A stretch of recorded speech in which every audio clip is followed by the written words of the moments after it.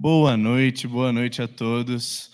Muito obrigado por estarem aqui conosco em mais uma palestra. Então, dando início à palestra das 7 horas, eu apresento o nosso querido palestrante Thiago Fraga, que vai falar sobre o Manual da Graduação, como extrair o máximo do curso. Por favor, uma salva de aplausos.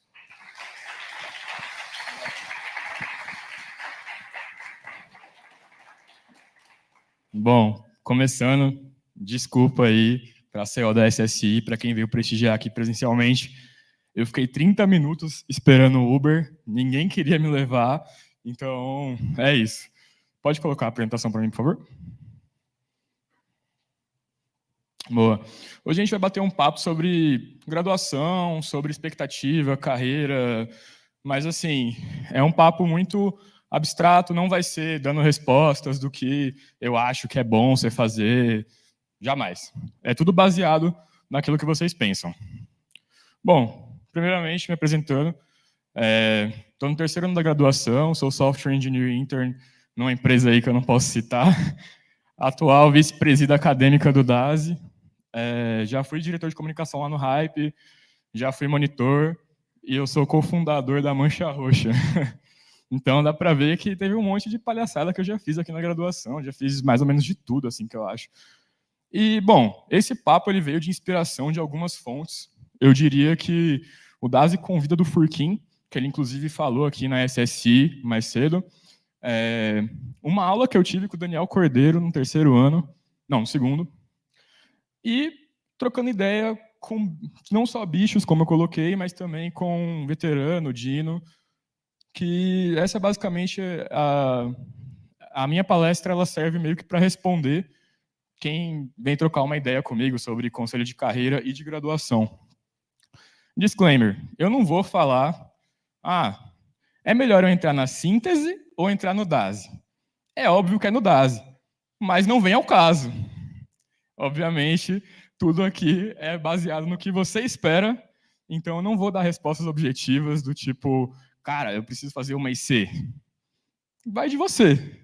É apenas um incentivo a você realmente fazer algo além na graduação. E aí, para isso, eu trouxe um legalômetro. O que é isso?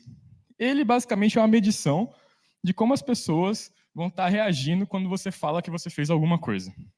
Então, quando você está numa entrevista de emprego, por exemplo, você vai falar sobre suas experiências, vai desenvolver e tudo, e a recrutadora vai reagir. Ela vai falar, tipo, você fala assim, eu fiz USP. Ela, legal. Pô, eu participei do DASE, eu participei da síntese, do Hype, fiz uma IC. Ela vai falar, pô, bacana. Ele mostrou proatividade, ele é um cara que foi além, não só assistiu às aulas, que teve um interesse a mais. Aí você fala, pô, eu não só participei, como eu também consegui atingir um cargo de diretoria, administrei pessoas, administrei recursos. Ela fala, pô, que da hora. E quando você chega e sabe falar assim, pô, eu não só fiquei 2 anos participando de alguma coisa. Eu fiz, por exemplo, eu posso citar aqui, por exemplo, a COSSI, quem estava por trás de trazer patrocínios. Então, se você falar, por exemplo, quem estava por trás de trazer a Lura, a Rocket City, quem organizou as palestras, quem está aqui presente e contribuiu de qualquer forma, isso é um impacto. Então, a minha lógica é a seguinte, se for para fazer alguma atividade extracurricular, vise gerar valor. Faça alguma coisa para a graduação. Porque aqui na graduação, tudo que a gente faz é de aluno para aluno. Ninguém recebe nada para fazer um evento como esse aqui, incrível. Ninguém recebe para organizar uma semana de eventos. Ninguém recebe para organizar uma Glow. Ninguém recebe para organizar um Panca, um Intercomp. Ninguém recebe para organizar grupo de estudos do Hype. Ninguém recebe para nada. Esse é o fato. Mas todo mundo quer fazer isso porque é um sentimento muito gratificante você que está colaborando com o meio acadêmico aqui na EASH, principalmente nós aqui da USP Leste, que somos um campus que foi fundado há pouco tempo, a gente ainda não teve nem tempo de trazer tradição, como, por exemplo, a Poli, que tem eventos enormes, como, por exemplo, a FE, que tem eventos enormes, mas hoje em dia a gente está conseguindo alçar patamares semelhantes, se não, minha opinião, melhores. Boa. E aí eu venho aqui trazer um pouco sobre oportunidades que são além do óbvio. Porque todo mundo, eu escuto, cara, vamos participar de uma entidade? Legal. Todo mundo escuta isso, todo mundo sabe que isso é uma oportunidade aqui na graduação, todo mundo sabe que participar da síntese é uma oportunidade de graduação, participar do hype, etc. Mas tem algumas coisas que não são tão óbvias. E que eu acho que, tipo, se você não... Mesmo que você não se encaixe nesse perfil de falar, putz, cara, eu não curto todo esse meio aqui da EASH, eu não vou com a cara, beleza. Acontece. Mas tem um monte de coisa para fazer. Então eu posso passar um por um aqui. Eu diria que o mestrado é algo a se pensar. Aí você fala, pô, Thiago, mas o mercado não valoriza mestrado. O negócio é eu estagiar e é isso. Acabar a graduação e marcha. E eu vou te dizer o seguinte, cara, abre agora no LinkedIn todas as vagas de software engineer do Google. Todas têm como requisito, não requisito, né, mas qualificações preferenciais, você ter no mínimo, um mestrado. Então, é algo a se pensar, na minha opinião. E a porta de entrada do mestrado é você fazer uma IC. A gente já teve aqui palestras muito bacanas do professor Daniel Cordeiro e do Furquim, inclusive, sobre IC e sobre mestrado. Recomendo que quem não assistiu, se quiser ver realmente quais são as portas de entrada da pós-graduação, vai lá no YouTube, olha de novo. São ótimas dicas, os caras dão o caminho das pedras. Outra coisa, fazer optativas em outros campos. Eu já fiz uma optativa em outros campos. No caso, foi uma optativa de Linux, lá na biologia. Tem nada a ver, né? Mas, assim, era uma porcaria eu ter que ir lá no Butantan? Sim, não nego. Mas eu aprendi muito. E eu não só aprendi muito, como eu aprendi coisas que atualmente, no meu trabalho, eu utilizo muito. Então, a depender da optativa, cara, vai fundo. O que você tem a perder? Você está aqui estudando, tem um período assim, se você tem a condição de se manter estudando e não ter que trabalhar tão cedo, cara, você vai perder o quê? O máximo que você vai perder é tempo de ir lá. De resto, você só tem a ganhar, cara. Então, eu recomendo bastante. Dá uma olhada, pensa nisso. Eu acho que é uma perspectiva bacana. E não precisa ser matéria de tech também, viu?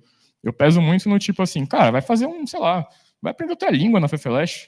Por que não? Tipo, se você chega para alguém e fala assim, pô, eu tenho francês intermediário porque durante a faculdade eu ia nas aulas disso. A pessoa vai falar, pô, que maneiro. Tipo, muito da hora. Próxima coisa, criar uma entidade. Aí eu acho difícil. Mas eu já pensei em fazer isso uma vez. No caso, eu queria fazer uma entidade de programação competitiva, que não pode. E não deu certo. É muito trabalho, gente. Mas, assim, se algum de vocês que estão aqui conseguir fazer, eu aplaudo em pé, cara, porque, assim, gera um impacto muito grande. Eu acho que todas as entidades que a gente tem aqui na EASH, todas têm uma força muito grande. A gente agrega muito à comunidade acadêmica. E, além disso, tem muito espaço para fazer muito mais coisa ainda. Então, tem muita coisa que, por exemplo, é muito mais fácil acesso no Butantan, a, por exemplo, um certo tipo de estudos, do que aqui na EASH. Tipo, e por que não fazer uma entidade sobre isso aqui na EASH? Acho que eu posso citar, no caso, que vem na minha cabeça agora, é robótica e programação competitiva. Mas beleza. Pô, eu não quero fazer nada disso que você falou aí, cara. Cara, por que você não pega umas matérias um pouco mais avançadas no mestrado? Qualquer um pode pegar a matéria como aluno especial no mestrado, mas fala, porra, pra que eu vou fazer isso, cara? Cara, assim, na minha visão, atualmente na computação, a base é muito importante. Principalmente agora que a gente tem um chat GPT que faz tudo, né, cara? Então, você compreender, às vezes, uns conceitos que são mais acadêmicos, teóricos, um pouco mais complexos, eu acho que é fundamental. Eu poderia citar, por exemplo, acho que a matéria mais popular da pós, que eu vejo o pessoal pegando como aluno especial, seria algoritmo e estrutura de dados avançados, que no caso é como se fosse um AED3. Se você curtiu a AED1 curtiu a AED2, cara, vai fundo. Por que não? Eu acho que eu vou estar pegando essa matéria, inclusive, eu não peguei, mas eu incentivo bastante que quem, por exemplo, está agora no terceiro, quarto ano igual a mim, cara, vamos. Freelance. Nunca fiz freelance, mas conheço muita gente que fez. É uma situação difícil, é muito prazo, é apertado, às vezes tem que aprender uma tecnologia nova.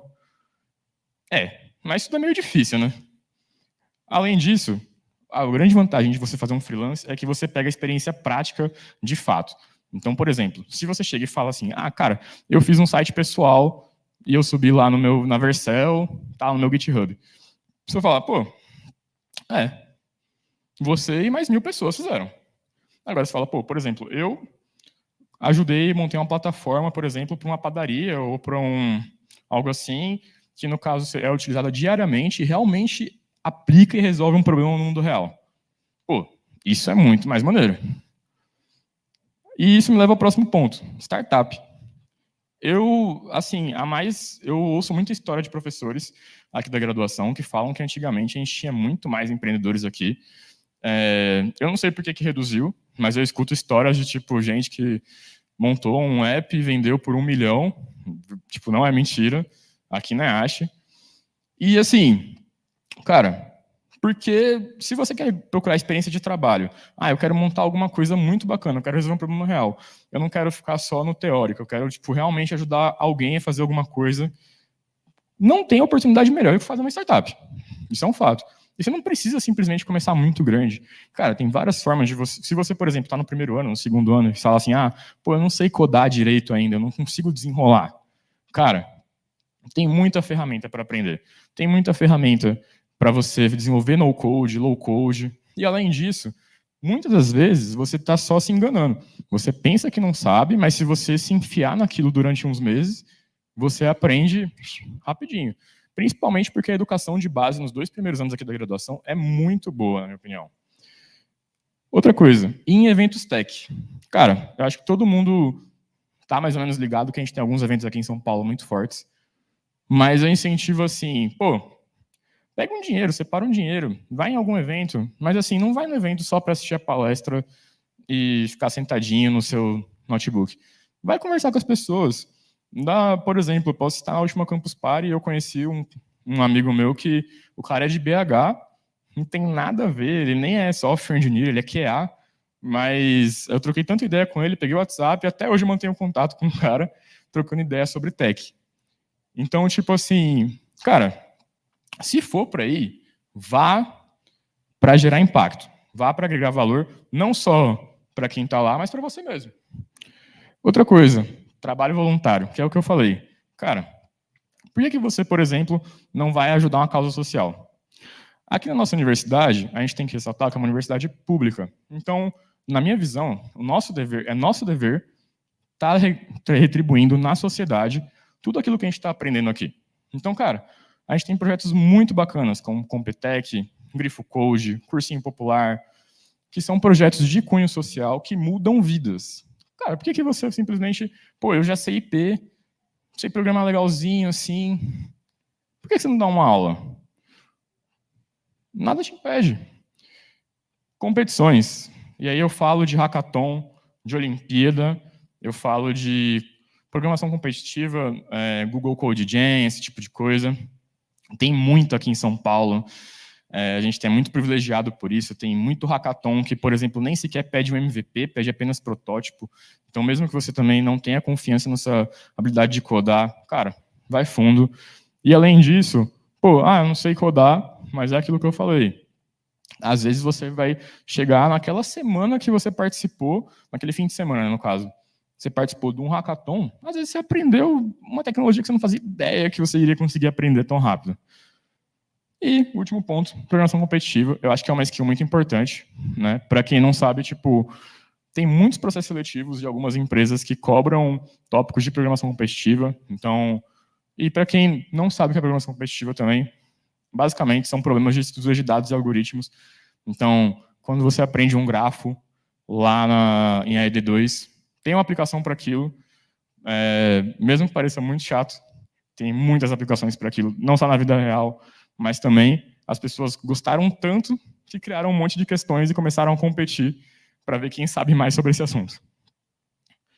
E, bom, qual que é o momento certo de eu estar parando para fazer alguma coisa assim? Cara, ninguém sabe quando começa. As ideias não aparecem totalmente formadas, só se tornam claras conforme trabalhamos nelas. Você só precisa começar.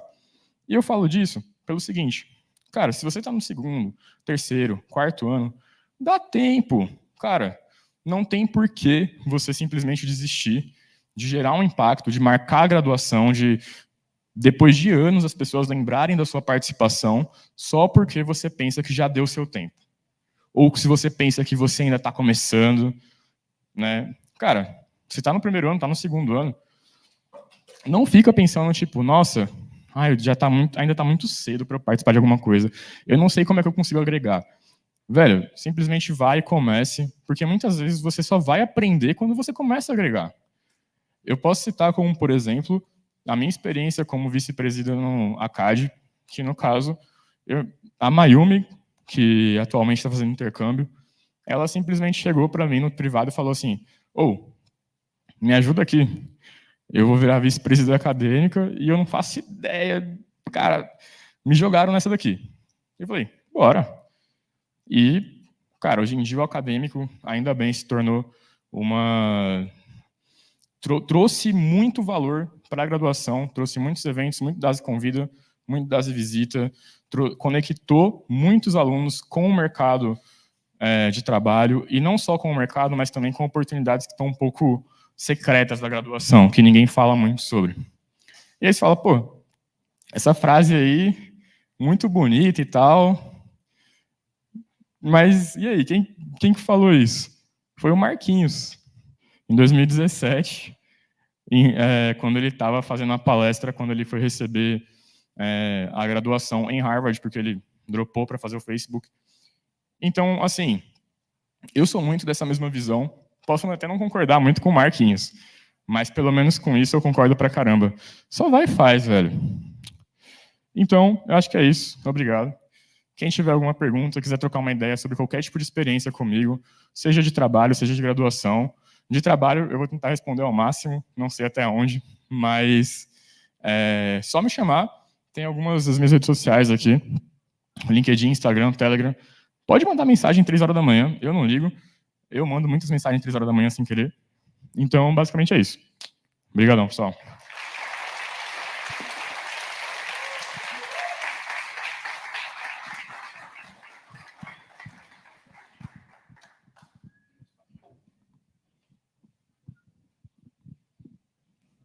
Enfim, alguém tem uma pergunta sobre a palestra dele? Alguém no online?